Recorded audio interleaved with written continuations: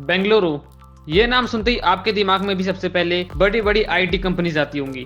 और आए भी क्यों ना, क्योंकि इंडिया की मोस्टली बड़ी आईटी कंपनीज के हेडक्वार्टर्स यहीं पे हैं और विदेश की बड़ी बड़ी कंपनीज भी सबसे पहले बेंगलोर में ही आके अपने बिजनेस को सेटअप करती है। एंड दैट्स वाई बेंगलोर को सिलिकॉन वैली ऑफ इंडिया कहा जाता है। जिनको सिलिकॉन वैली का मतलब नहीं पता, उन्हें मैं बता दूं कि सिलिकॉन वैली अमेरिका के कैलिफोर्निया में एक रीजन है जो ग्लोबल सेंटर ऑफ आईटी है। यहीं से वर्ल्ड की काफी बड़ी बड़ी आईटी कंपनीज निकली हैं, जैसे कि Apple, Google, Facebook, HP, Intel और भी काफी सारी बड़ी IT companies.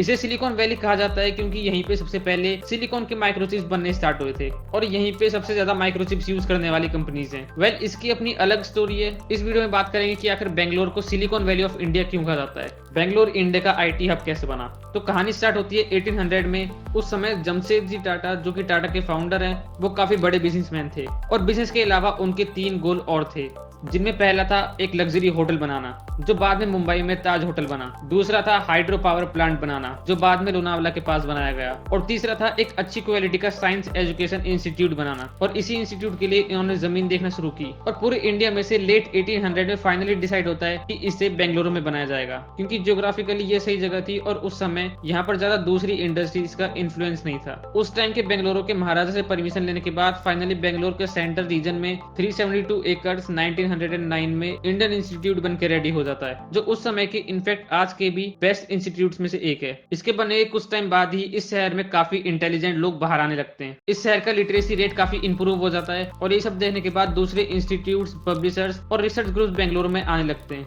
And that's why 1930 से 1950 के बीच में बेंगलोर अपनी काफी बढ़िया साइंस एंड टेक्नोलॉजी की एजुकेशन के लिए देश का एक कैपिटल बन जाता है। 1960s तक आते आते देश ने अपने आप को अपग्रेड करने के लिए कुछ बड़े कदम लेने की सोची, जैसे डिफेंस कंपनी सेटअप करना, एरोनॉटिकल कंपनी सेटअप करना और हमारी स्पेस एजेंसी इसरो को सेटअप करना। इसके लिए जब गवर्नमेंट ने बेस्ट लोकेशन ढूंढना चालू की तो उन्हें भी बेंगलुरु ही बेस्ट लगा। इसके 3 मेजर रीजन हैं। पहला कि यहाँ का क्लाइमेट काफी बढ़िया रहता है और ये रिसर्च लैब सेटअप करने के लिए काफी सही है। दूसरा था कि सरकार कोई ऐसी जगह चाहती थी जो बॉर्डर के पास में ना हो, जिससे कि अगर कभी वर्ल्ड वॉर होता है तो उस टाइम पे ये कंपनीज बचे रहें। और तीसरा हाई क्वालिटी एजुकेटेड वर्कफोर्स। जैसे कि मैंने आपको बताया कि यहाँ का लिटरेसी रेट काफी इंप्रूव हो चुका था और यहाँ के लोग भी हाई स्किल्ड हो चुके थे। फिर यहाँ पर हाल यानी कि हिंदुस्तान एरोनॉटिक्स लिमिटेड को सेटअप किया जाता है और साथ ही में इंडियन स्पेस एजेंसी इसरो को भी यहीं पे सेटअप किया जाता है। और इसके बाद इन्हें देखकर और भी बड़ी कंपनीज यहाँ पे आई। उस टाइम बेंगलोर के कर्नाटका स्टेट के मैनेजिंग डायरेक्टर और इलेक्ट्रॉनिक डेवलपमेंट कॉर्पोरेशन के चेयरमैन आर.के. भलीगम ने डिसाइड किया कि वो इस शहर में एक काफी बड़ी इलेक्ट्रॉनिक सिटी बनाएंगे।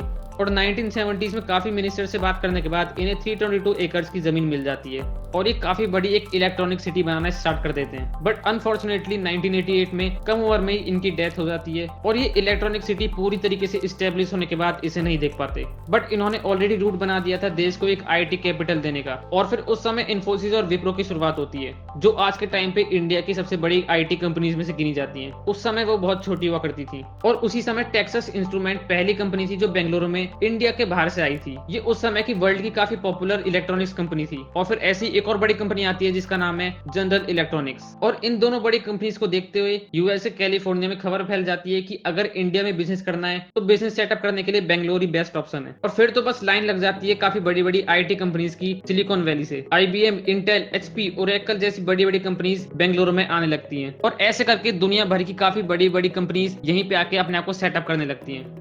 और ऐसे ही बेंगलोर का स्टार्टअप कल्चर भी काफी बढ़िया हो जाता है। अगर आज के टाइम की बात करें तो इंडिया में सबसे ज्यादा यूनिकॉर्न कंपनीज बेंगलोर में ही है और सबसे ज्यादा स्टार्टअप्स भी इस समय बेंगलोर में मौजूद हैं। तो दोस्तों, ऐसे बनी थी बेंगलोर इंडिया की सिलिकॉन वैली। अब ऐसा नहीं है कि बेंगलोर के अलावा और सिटीज में आईटी कंपनीज नहीं आई, और सिटीज भी आई थी, लेकिन बेंगलोर के लेवल तक नहीं पहुंच पाई, क्योंकि बाहर से जब भी कोई बड़ी कंपनी आती है तो वो सबसे पहले अपना मेन बिजनेस बेंगलोर में सेटअप करती है और उसके बाद बाकी सिटीज में फैलाती है। तो आई होप आपको वीडियो इन्फॉर्मेटिव लगी होगी। ऐसी अमेजिंग केस स्टडीज देखने के लिए चैनल को सब्सक्राइब करें।